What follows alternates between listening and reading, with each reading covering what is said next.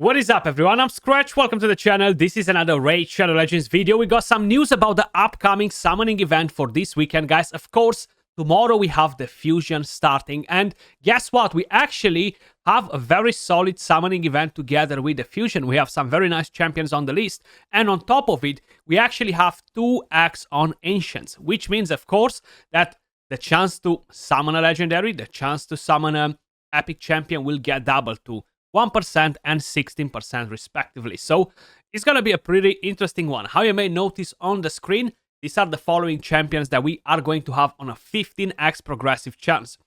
This Friday, they're planning to launch 2 events simultaneously, 2x on Ancients, 15x progressive chance from Ancient, Primal, Sacreds, and Void Shards, of course, and both of the events will be on for 72 hours.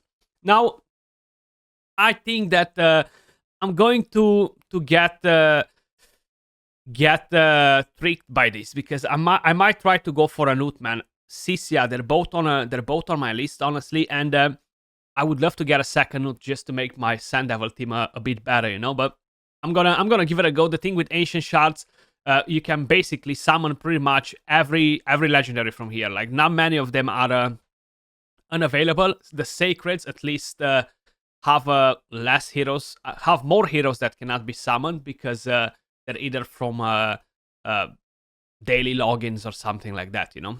Leaving that on the side, let's quickly open these soul stones. We still have that soul chase tournament, and then we're gonna quickly talk a bit about the champions and what exactly we can do with them nowadays, you know. Okay, we started strong with a 1-star Vildrax. It's actually a pretty interesting epic if you need a hex on the spider dungeon, if you're trying to do hard mode, you know.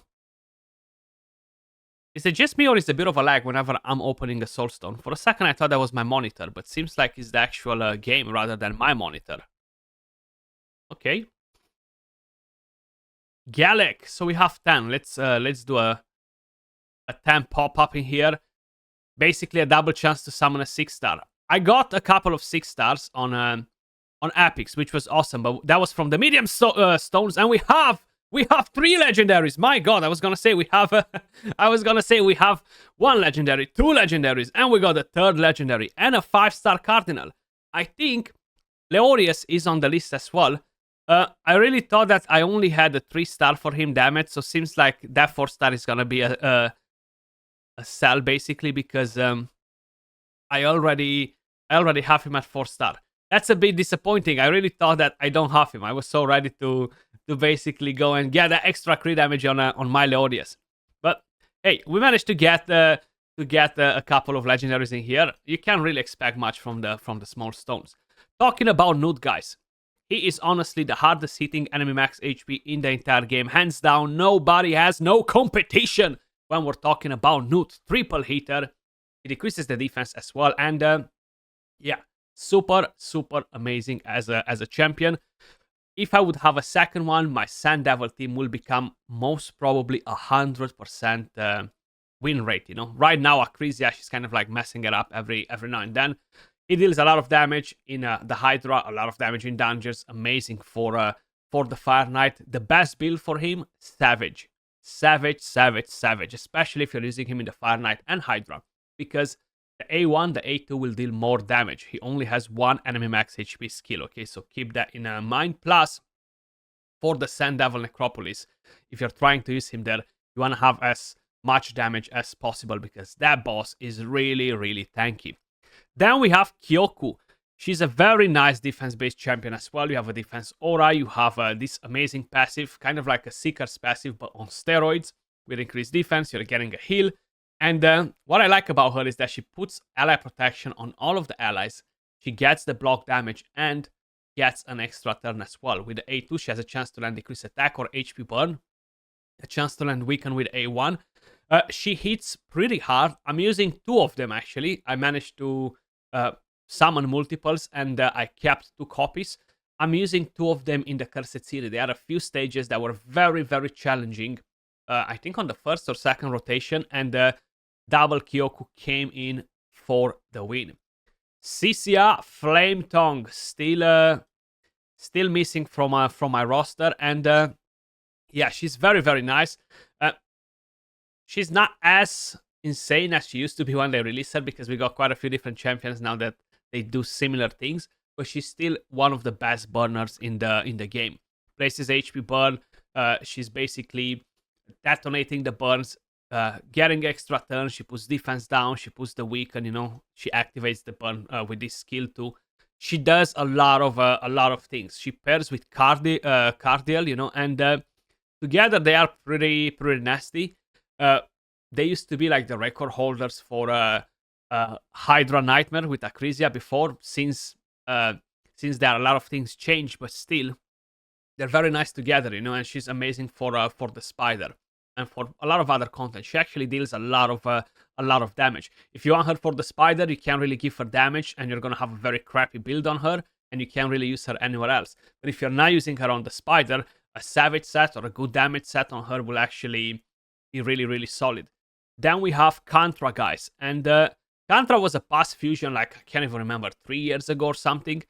She's a nice champion. Accuracy aura for all battles with the A1. She has a chance to steal a random buff. While I do think that she's a nice champion, I'm not a big fan of her randomness, okay? So I don't really like that she has 6 debuffs and she has a chance to land 3 of them and it's random. You cannot count on her to get the job done. If you want to put block buffs, you don't know if he's gonna land. If you want to put decrease attack, you don't know if he's gonna land. If you want to decrease speed or heal reduction, you don't know if they're going to land. So you cannot count on her for that. There's a lot of RNG if you're using the champion. She has a chance to provoke too. She's not a bad one, actually. She's a nice one. I know a lot of you guys are really, really loving her, but personally, I just don't think that having the RNG in the fight is good for us. There's plenty of RNG in the game already, Then we have Leorius the Proud, because we were talking about him. We just pulled that soul for him. He's a good nuker. I feel like for the high-end arena, for the meta, he's really fallen off a lot. Like, really a lot. And maybe in the future they will give him a bit of a buff or something. Who knows? Probably they won't, because he's still a decent champion. For the lower tiers of arena, even in live arena, if you're not in gold 3 or gold 4, guys, he's gonna be very, very solid.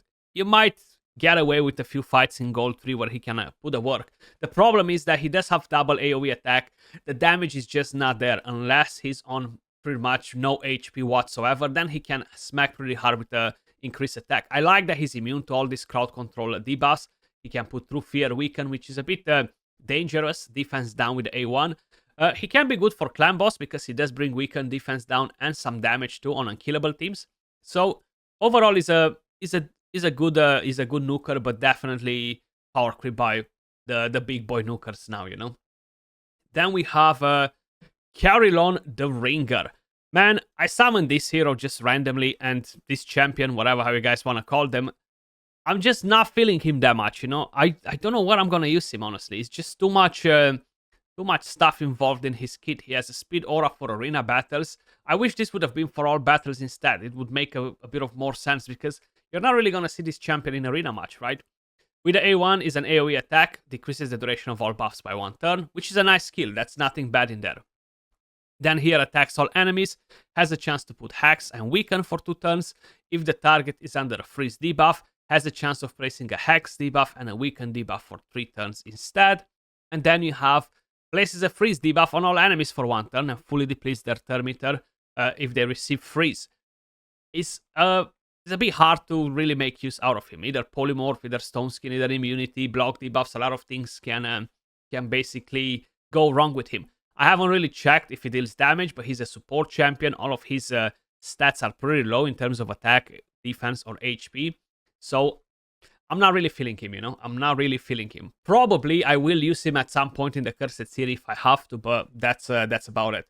Then we have some epic champions. We have Fear Gun Isbale. She's being used for the Mythical Fusion. That's what you should do with her.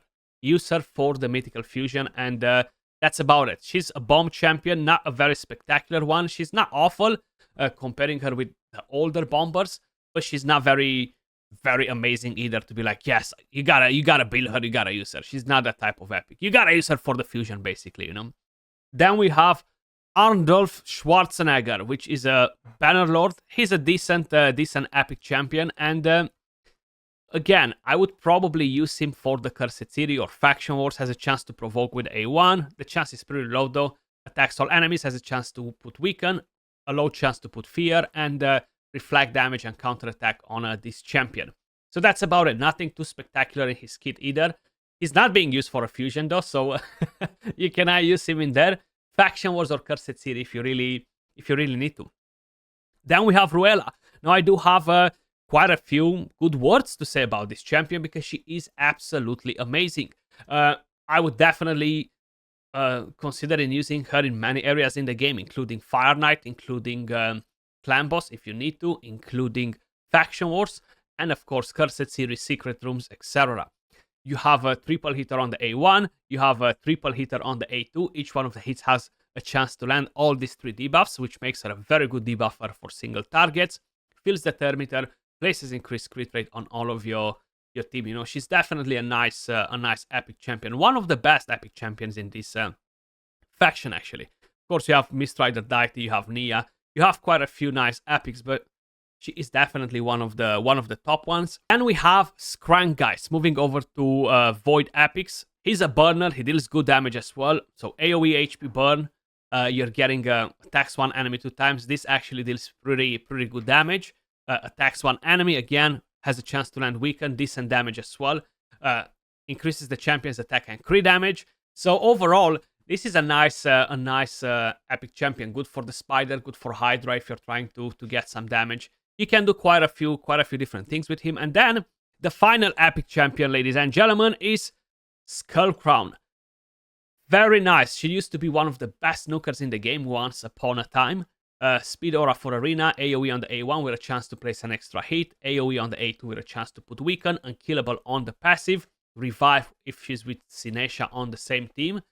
I feel like she's very strong for progression because of the passive and the double hit and being void, you know, not being weak to any affinities is definitely a plus. But that's what we have in terms of summoning events for this fusion, guys, for this weekend. 2x on Ancients, awesome champions up for the grabs. I'm definitely considered to try for Newt because this is kind of like my best option, right? I don't think we're gonna have a summon rush. I think it's gonna be a champion chase tournament, so I don't really want to open Sacreds, right? I want to save that for the summon rush. And it's 2x on Ancients. I kind of want to keep some of the Ancients for a guaranteed event or something like that, but I'm gonna have to to see in the during the weekend, guys. Much love, appreciate every single one of you guys watching, and I'll catch you all in the next video. Peace.